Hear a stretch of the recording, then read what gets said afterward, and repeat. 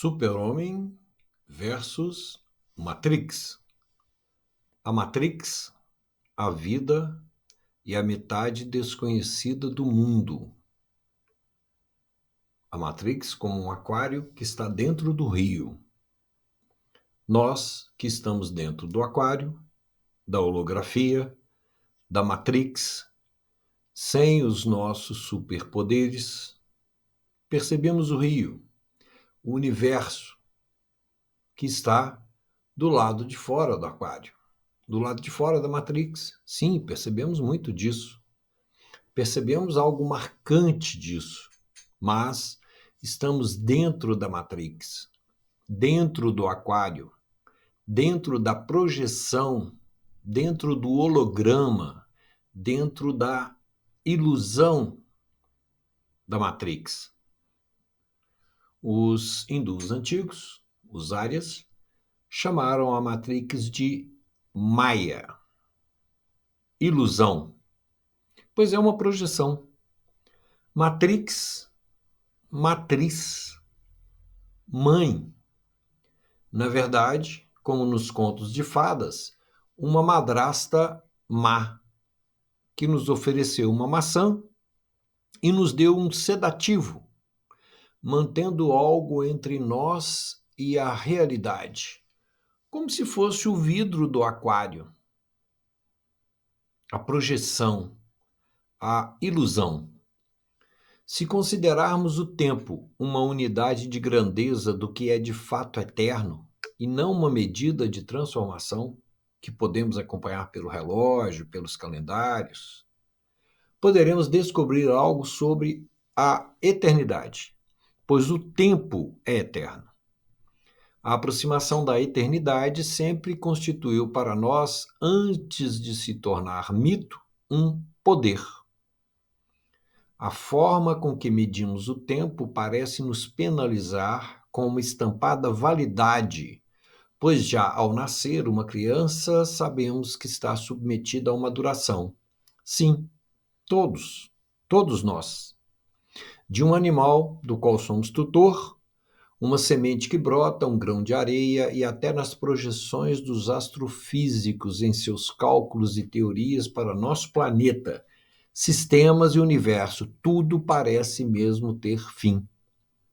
Na lógica, por dedução, se compararmos o período de vida de um pernilongo, que é em média de 30 dias, com os longínquos períodos de vida estimados para as galáxias, ou o tempo de duração de um átomo, que é quase infinito para nós, em nossa contagem de tempo, vamos concluir que a eternidade existe. Pois bem, é disso que queremos nos aproximar e podemos começar por uma palavra que, nesse contexto, Super-Homem, Matrix, metade desconhecida do mundo, se faz muito importante. Vida. A palavra é vida. Hoje em dia parece ser uma palavra comum, mas nem sempre foi assim. Originalmente, as palavras se carregam de seus significados, mas eles se desgastam com o uso e se flexionam com o tempo. Vida, essa é uma das palavras mais complexas e profundas de todas as línguas. Nas suas raízes etimológicas mais importantes, significa o próprio eterno. Talvez por isso se diga em vários círculos filosóficos, religiosos e até científicos esotéricos que a vida é eterna.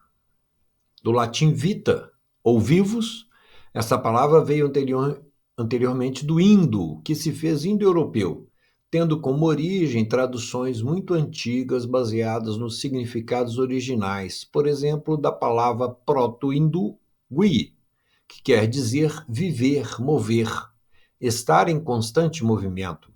Jiva, do sânscrito provinda da mesma raiz, proto-hindu, quer dizer vivo, vivendo. No persa, provindo de Jiva, temos Jivakva, que quer dizer vivo, o mesmo vivo de vita, viva, derivados do mesmo vivus latino, que pela sua acepção semântica, livre, de multiplicidade, nos traz a ideia de movimento e, com ela, a ideia de eternidade.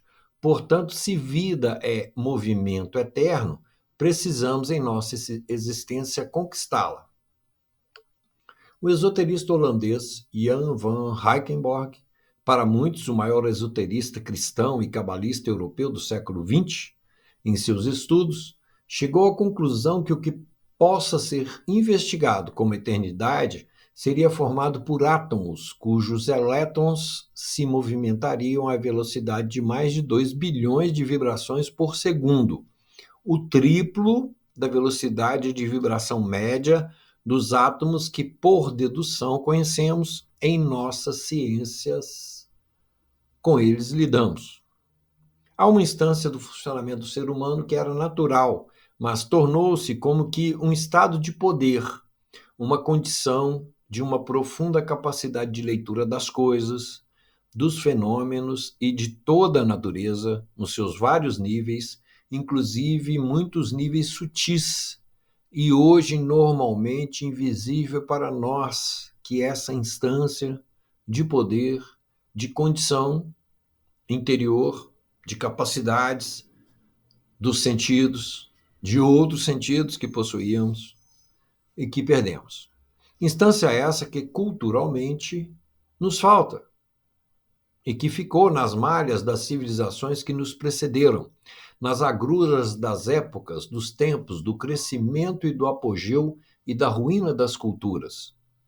Uma cultura ganha corpo e profundidade pela sua capacidade de traduzir em significados os elementos componentes estruturais e funcionais da natureza ao seu redor. Com isso, passa a produzir insumos alimentares para se fixar, começa nômade, precisa se fixar. Então, precisa plantar alimento, e para isso tem que produzir os insumos, os ferramentais ali para se fazer, produzir os alimentos e se fixar. Então, produz esse ferramental, depois os insumos industriais, os insumos tecnológicos, enfim. Esse desdobrar tecnológico parece poder ser feito de várias formas, a partir de vários princípios. Princípio do componente do átomo, por exemplo. Princípio das matérias, fundamental, primeira, segunda. Princípio da forma ou do arquétipo de cada elemento e seu movimento, sua adaptabilidade às outras formas dos sólidos geométricos. Princípio da transformação ou da energia dispensada. Tudo está vibrando e liberando energia o tempo inteiro. Princípio da estrutura, da estabilidade, etc. E há muitos vestígios disso no conhecimento hermético. Hermes Trismegistus, Egito, 3.000 anos antes de Cristo. Um mito também, uma figura lendária, um ser de conhecimento. Nossas ciências e cientistas, nossos descobridores, na verdade, em todas as áreas, nas grandes corporações, bebem nessas fontes. Há desenvolvimento tecnológico não só da forma que fazemos e que, sem dúvida, produz muitos excedentes, poluentes, resíduos e efeitos colaterais ao meio ambiente. Temos raciocínio de sobra, o que falta é mente. Todos falamos de sustentabilidade, mas mal consideramos, observamos ou lidamos com o nosso lixo pessoal, industrial, do qual somos partícipes, consumidores, e toda uma gama de lixo colateral que produzimos. Nesse quesito tecnológico, o que entendemos hoje como sendo tecnologia, além de conjunto de técnicas e suas elaborações, é a produção de artefatos e recursos físicos e virtuais que aumentam o nosso poder de leitura e manipulação da natureza, encurtando distâncias, nos dando alcance, seja para dentro da estrutura da matéria, onde manipulamos suas substâncias e expropriamos suas energias, seja para o espaço planetário ou exterior ao nosso planeta, onde lemos, lidamos e modificamos com toda uma parafernália de aparelhos incontáveis elementos, campos, correntes e situações. Mas, Se considerarmos tecnologia como a capacidade de ler, discernir, dominar e manipular elementos da natureza, teremos e temos muitas notícias sobre outras humanidades anteriores à nossa, em períodos longínquos da história parcialmente conhecida, que lidaram com a natureza não de uma maneira exclusivamente materialista, focando, por exemplo, em sua sede de energia, o átomo e suas reservas energéticas que realizam trabalhos, mas às vezes focando outros elementos que, devido à sua própria natureza e da capacidade de contato dessas humanidades com seus cientistas, sua capacidade de leitura e captação, permitiram sua exploração não invasiva, não traumática, sem colateralidade e não danosa, fornecendo-nos, no remoto passado, outras energias, outras forças, outras capacidades tecnológicas, também para outros trabalhos menos danosos. É preciso mente desperta para isso. Vemos relatos disso em todos os mitos, mitologias e tradições antigas, em todos os continentes do mundo. Pois bem, essa deduzida mudança de paradigma de civilizações muito antigas para civilizações mais recentes demonstra imediatamente a nossa observação que nós humanos perdemos inúmeros poderes. Vamos ver relatos de homens poderosos, símbolos de suas humanidades, com pictográficos feitos na Bíblia, que é muito antiga, e nos últimos milênios é que foi escrita entre os árabes, constituindo-se também em um velado tratado de inúmeras ciências e práticas antigas, no Bhagavad Gita, que é a Bíblia dos hindus, nos Vedas dos hindus, que é uma fonte enorme de conhecimento que eles têm, os Vedantas, que é uma fonte enorme de interpretação desses conhecimentos, quase sempre a miúde escondendo os conhecimentos, por exemplo, de onde retiramos todas as informações sobre os átomos e outros entendimentos científicos. Sim, com os descobrimentos, com a chegada na Índia, com os barcos atravessando os oceanos, foram trazendo para a Europa, e no século XIX abriu-se uma ciência nova, da qual Sir Isaac Newton foi a figura mais proeminente, e ciência da qual Albert Einstein abriu mão, disse que não havia aquela coisa inteira, mas ele estava fazendo opção por um materialismo científico, em outras palavras, que era a moda e a filosofia que vem com a pegada iluminista. Vamos ver também relato dessas coisas na pedra das inscrições dos maias, nos contos e tradições persas e sufis, nos mitos gregos, nórdico-germânicos, nos eslavos, etc. Também na China, no Tibete, no Japão e em inúmeros outros países orientais. Em toda a Mesopotâmia, Egito e África, e também no Brasil, na mitologia que a nós chegou através dos ramos étnicos Tupi-Guarani e do ainda desconhecido patrimônio cultural da civilização de Ibis, que teve seu centro irradiante onde é hoje o Planalto Central, estendendo-se para onde é o Amazonas, para o sul, para leste, para oeste. Os continentes eram diferentes, isso alcançou onde é hoje o Egito, e houve uma mescla de uma cultura egípcia surgindo com uma cultura de Ibis em seu apogeu, e há notícia disso por aí. De todos os mitos muito antigos e modernos, a maioria deles multimilenares, que nos contam episódios desse homem poderoso diante de situações da natureza, de guerras, conquistas e feitos, desse herói combatente da Matrix. O mito contemporâneo do super-homem é, sem dúvida, o mais popular. Houve um movimento que, no final do século XIX e início do século XX, levou para os Estados Unidos boa parte dos conhecimentos antigos descobertos no mundo todo. para a nossa cultura e nossa consciência, é quase tudo tão mitológico que boa parte disso foi parar nos estúdios de desenho, de quadrinho, de cinema, de onde surgiu o conto de Super-Homem. Tem origem em antigos mitos assírios, assimilados pela cultura árabe, que se fez judaica e dela migrou para toda a civilização ocidental, judaico-cristã. Mas por que nos identificamos com esses mitos? Com essa possibilidade de superpoderes? Com a esperança de que com poderes deixamos a Matrix? Será porque Matrix nos mantém encantados através de magia?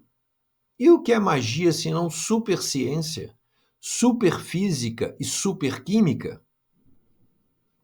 Talvez porque esses contos conseguem despertar em nós algo de uma memória de poderes que perdemos. Poder é como uma permissão, uma condição. Perdemos poderes ou perdemos o caminho do despertar desses poderes devido às modificações culturais, ambientais e humanas provindas das nossas opções, opções às quais fomos sistematicamente induzidos? Certo é que perdemos inúmeras capacidades de leituras da natureza e seus elementos, macro, imediatos ou sutis, e todos os conhecimentos pertinentes. Sabemos que recentemente, há alguns séculos, com os badalados movimentos do Renascimento e do Iluminismo, mais uma vez empreenderam um projeto cultural secular de redução da capacidade mental da humanidade, incentivando apenas a memória e o raciocínio lógico, afastando as práticas que abriam espaço às outras possibilidades e qualidades da mente, separando matérias que eram unificadas no aprendizado e criando setores e aprofundamentos onde apenas as linhas gerais eram necessárias à mente para associar elementos e obter soluções de fato.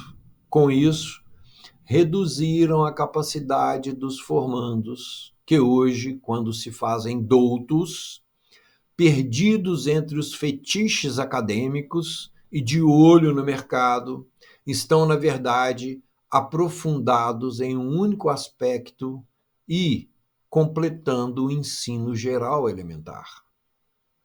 Ora, as antigas estratégias de redução do homem, associadas às outras estratégias e narrativas de retirada de atributos mentais pela cultura e pela escolarização, reduziram o homem moderno, que já era sem poderes, a um serviçal de produção, produtos e mercados, e expandiu a massificação, redundando hoje no bailar dos algoritmos, nos equipamentos eletrônicos digitais que todos nós usamos, que esse homem de baixa razão está se tornando uma célula monitorada de manipulação direta, não só de venda e consumo de produtos, bens e serviços, que nos são vendidos da melhor forma, com o maior lucro, mas surge através dos reloginhos das plataformas uma massa de manobra como nunca se viu. Tudo isso é Matrix. Mas onde está o super-homem?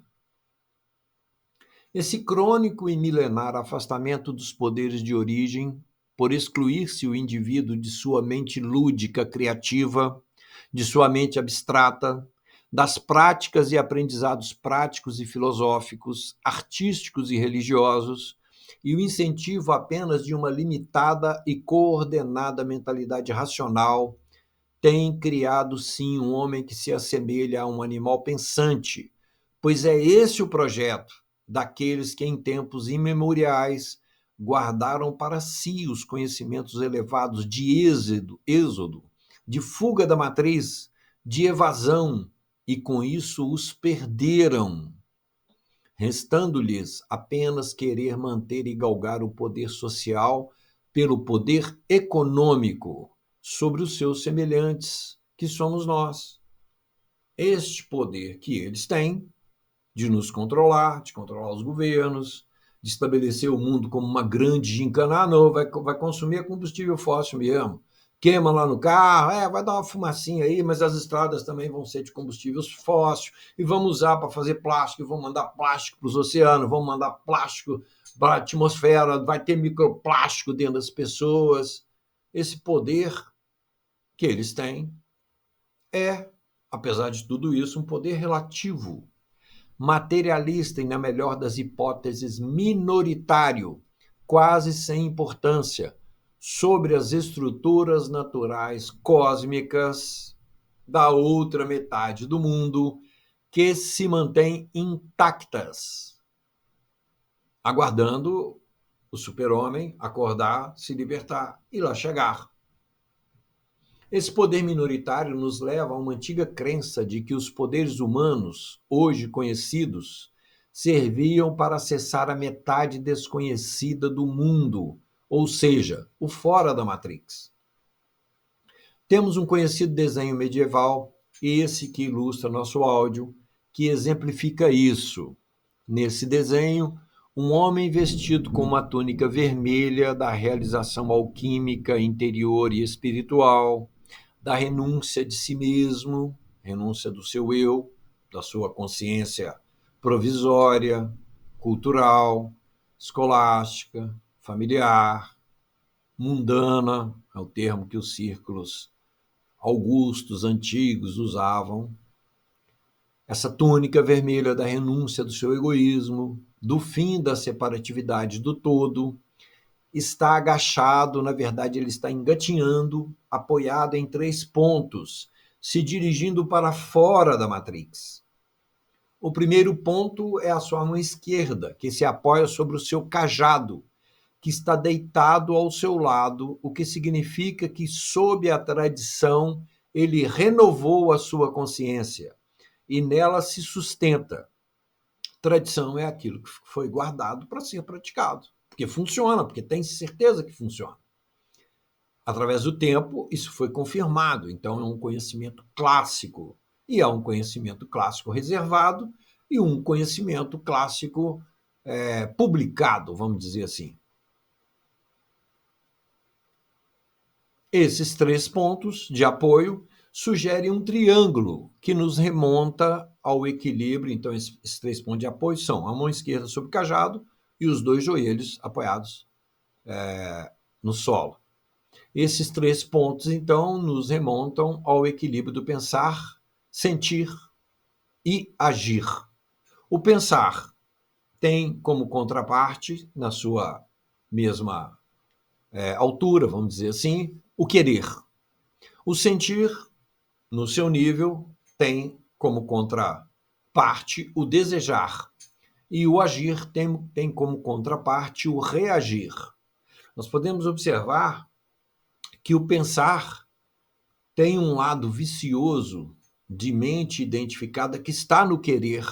É uma mecânica, uma coisa que nos puxa no sentido do pensamento também, para sempre pensar a mesma coisa, para sempre achar, para adotar o preconceito primeiro, antes de observar o conceito de fato que está acontecendo naquele momento. No campo do sentir, com o desejar, a mesma coisa. O desejar é o vício, é a coisa mecânica, é a coisa automática, que está o tempo inteiro girando ali e procurando se alimentar. Enquanto que o sentir é aquilo que a gente sabe que é certo e errado, e sabe que abandonando o errado e fazendo o certo é mais econômico e evita esse problema. No caso da ação também, nós temos abaixo do umbigo o centro da ação.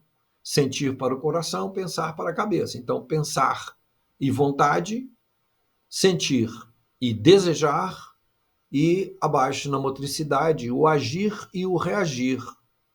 O reagir é exatamente a ação sistemática, viciosa, cultural e refletida, mecânica, que até um certo ponto é evidente que é necessária. Tanto é que dos nossos sistemas neurológicos, dos 3 cérebros, se podemos assim chamar, e o neurologismo inteiro tem uma parte que é mecânica, automática, etc. O problema é no mundo tão conturbado, dentro de uma matrix complicada, como estamos nas nossas épocas, hoje em dia mais do que nunca, podemos dizer, para a nossa cultura, para a nossa civilização, agirmos de maneira completamente mecânica, irracional, condicionada, reagindo ao invés de agindo, reagir ao invés de agir. Agir é determinado, é pensado, é aquilo que se sabe que é o certo e o melhor de se fazer. Então, esses 3 pontos nos levam à ideia do equilíbrio necessário entre eles para que haja consciência presente no momento presente. A ponta do seu cajado, ou seja, da sua consciência, transcende a esfera do mundo, ou seja, transcende o aquário, transcende a matrix e adentra a metade desconhecida do mundo. O cajado é, nas tradições, o símbolo da consciência.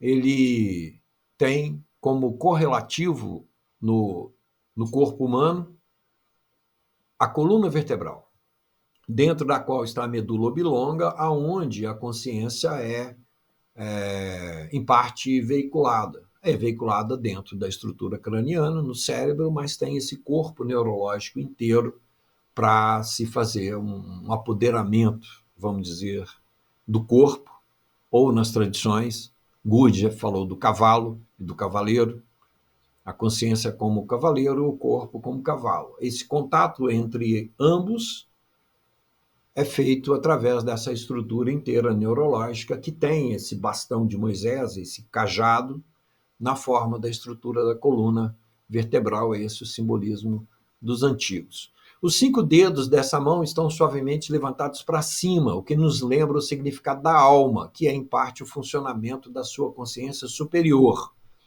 Falaremos agora, então, esses 5 elementos que estão simbolizados na sua mão, já que ele é um super-homem que está vencendo a Matrix. O primeiro é a capacidade de refletir e escolher, portanto, de pensar sem ser com uma consciência que está completamente condicionada em hábitos, comportamentos e maneira de pensar, etc., na forma de um querer degenerado.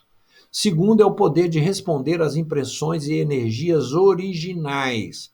Isso significa sentimentos elevados e cargas energéticas elevadas com que esse indivíduo lida. E aí falamos, portanto, de um coração energético saudável, superior no sentido das energias com que ele trabalha. Terceiro é o poder de influenciar o mundo positivamente, dos 5 dedos da mão. O terceiro significaria que esse indivíduo, trabalhando com energias superiores, ele vai influenciar o mundo de uma maneira superior, de uma maneira positiva. Quarto, a missão de alcançar e renovar, reconstruir na sagrada alquimia novas almas. Isso significa ajudar, de fato, o próximo. A ideia do amor ao próximo está nesse quarto valor, porque amar o próximo como a ti mesmo. Esse próximo é aquele que está buscando também a fuga da Matrix. Esse próximo é aquele que está vendo que há possibilidade, que é possível evasão, que é possível êxodo, é possível formar um grupo, ter força, trabalhar o conhecimento, trabalhar interiormente a partir do autoconhecimento e com esse poder da consciência centralizada no presente, sem condicionamentos, ou seja, isso é a lucidez, foi chamado de iluminação, foi chamado de poder superior do homem. Em cada época eles deram um nome a isso. E a partir disso, desse quarto poder, em que ele tem condições de auxiliar a outrem, vem o quinto, que é o servir incondicionalmente à inteligência superior cósmica, tradicionalmente chamada de espírito. Se ele se unifica, é chamado também de unificação, a iluminação. Se ele se unifica com isso, naturalmente ele vai querer estar harmonizado em sincronicidade com isso.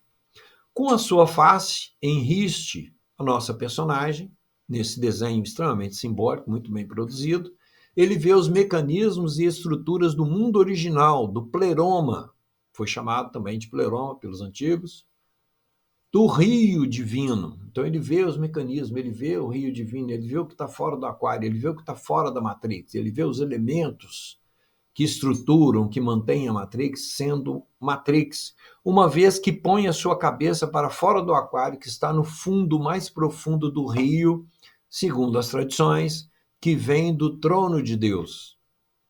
O rio está lá, ele vem da inteligência cósmica, o universo está harmônico, vivendo as suas idades, e nós estamos dentro do aquário, vivendo uma matrix, vivendo uma ilusão, uma projeção, uma loucura que tudo que quer é tirar a nossa atenção daquilo que é necessário, que é estar verticalizado interiormente, fazendo o que temos que fazer, os trabalhos que temos que fazer exteriormente, convivendo bem com os nossos semelhantes e interiormente mantendo uma qualidade de consciência que percebe, que lê as coisas e que não age mecanicamente. E ele contempla, então, outro sol e outra lua, ele contempla o zodíaco divino, os mecanismos divinos que fazem com que o divino seja divino. E também as engrenagens, as correntes energéticas que sustentam a Matrix. Enfim, ele é um homem poderoso, um super-homem, que resgatando os poderes da vontade original e de posse da inteligência inerentes à mente lúcida, criativa, abstrata e espiritual, como um bem informado cientista, trabalhando em seu laboratório interior, em autoconhecimento, alcançou a inteligência universal, a verdade e o espírito. E isso o livrou da Matrix. Como um Sansão, de posse dessas novas energias, reconstruindo os seus corpos diferente, usando os corpos naturais como matriz, vamos dizer assim, como forma, reconstruindo os seus corpos como um Sansão, um Hércules, né?